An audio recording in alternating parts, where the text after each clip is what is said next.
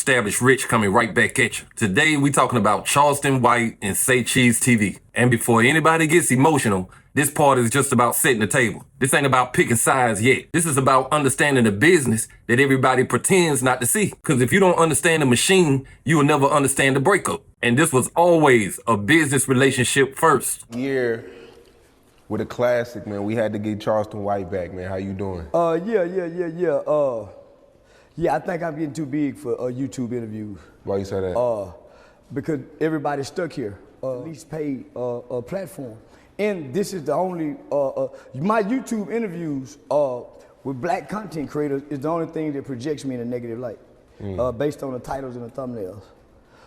And that's just other people outside of our culture looking at brand and marketing when you're coming through YouTube interviews. So that's why a lot of major celebrities won't do a YouTube interview with a YouTube platform unless it's the Breakfast Club or Joe Rogan, because you guys take it in between you and your demographics, writes the narrative.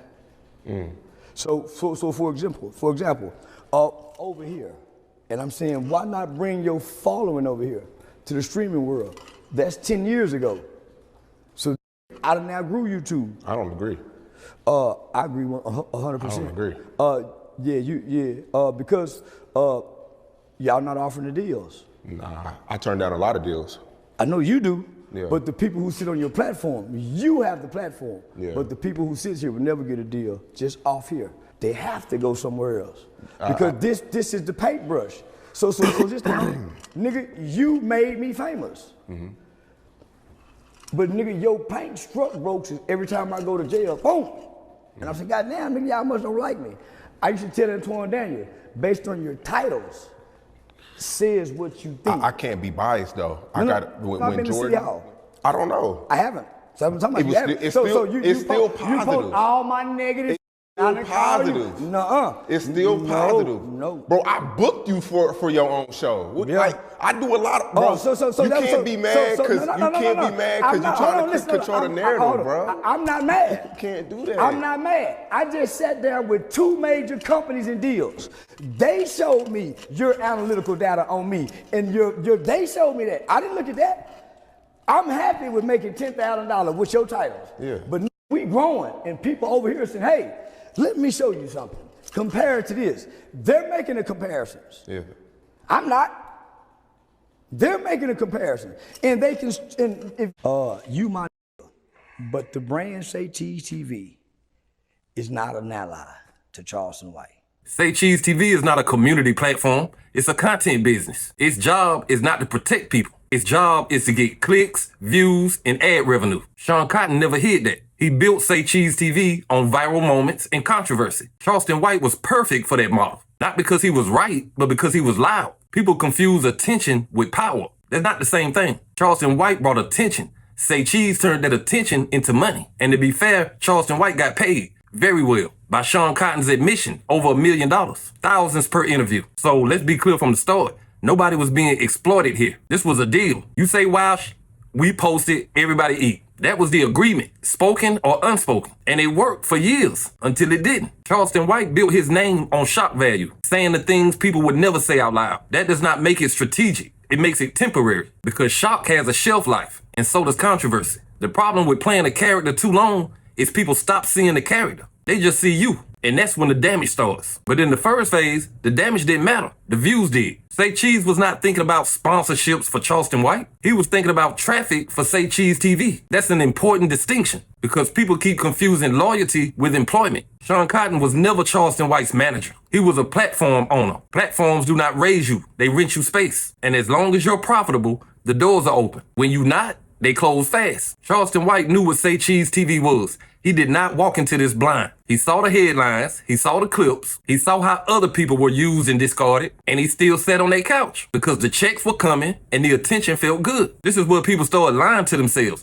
They think views mean security. Views don't mean security. Ownership does. Charleston White did not own the platform.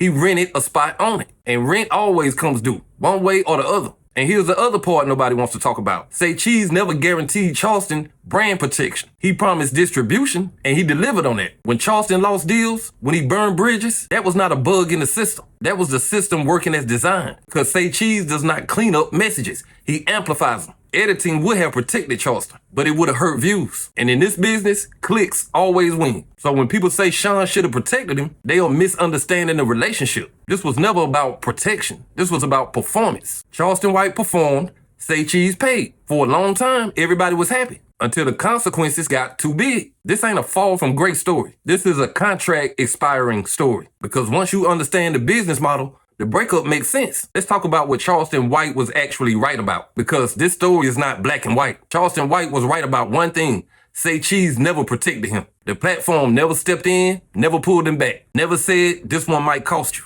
never said this one might burn a bridge. And Charleston White is right to point that out, because that's true. When he lost deals, Say Cheese did not lose sleep. When he got backlash, Say Cheese got more traffic. When his name got toxic, the platform still posted the clips. That's not a conspiracy. That's how the click economy works. But here's where Charleston loses the plot. Protection was never a part of the deal. You don't walk into a gas station expecting them to fix your car. You go there to get gas, not for guidance. Say Cheese was the gas station, and Charleston White kept flowing it. At some point, you can't blame the pump. You gotta blame the driver. Charleston White was not a kid. He was a grown man making choices. Very loud, very public choices. He said things about black people, Jewish people, about Asians, gay people, dead children, victims. That did not happen on accident. That was his brand. You don't get to build a career on shock and then act surprised when the sponsors walk away. Sponsors don't want survival. They want safe. Charleston never tried to be safe. He tried to be shocking. And those two things do not coexist, not long term. This is where too little, too late comes in. The rebrand coming after the damage. You can't unring a bell.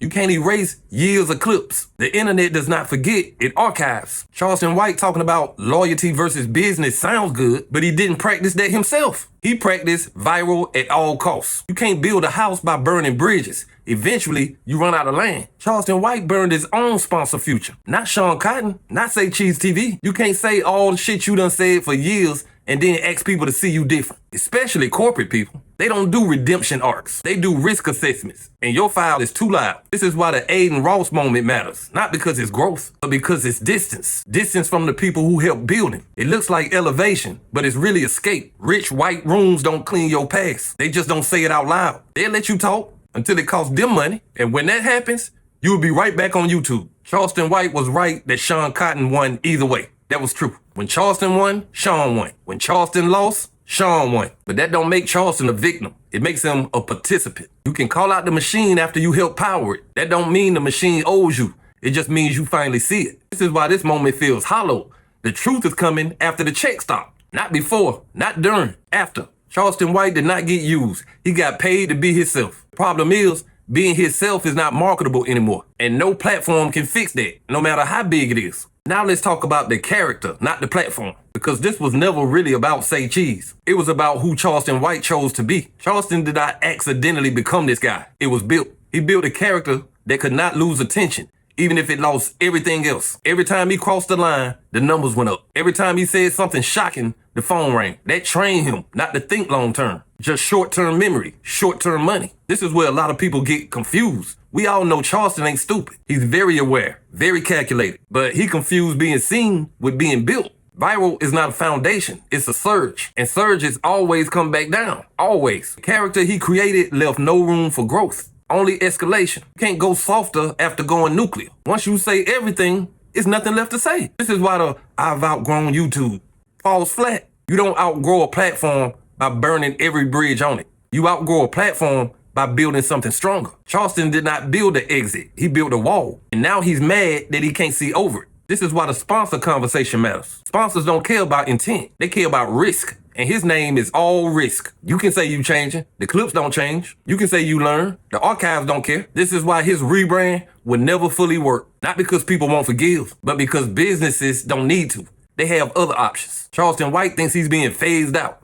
He ain't. He aged out of the lane he picked. That's different. The lane was shock, and shock has a short shelf life. Eventually, people don't react no more. They just look away. This is why he feels abandoned now. The crowd moved on. And when the crowd moves on, the mirror gets loud. Now he wants credit for giving game. But game hit different when it come after the fall. It sounds like justification, not wisdom. This doesn't mean Sean Cotton is clean. It just means this was a transaction. And transactions end when they stop working. Both men got what they came for, and both of them paid a price. Sean got the views, Charleston got the checks. What nobody got was a future plan. This is the real lesson, not about media, not about betrayal, but about identity. Charleston White is not canceled. He's confined by his own creation. And that's the hardest prison to live in, the one you build for yourself. This story ain't about who's right or who wrong. It's about who lasts. Loud doesn't last. Structure does. Controversy doesn't age well. Discipline does. And every creator watching this should be taking notes, because the internet will pay you to be anybody, but it will never pay you forever.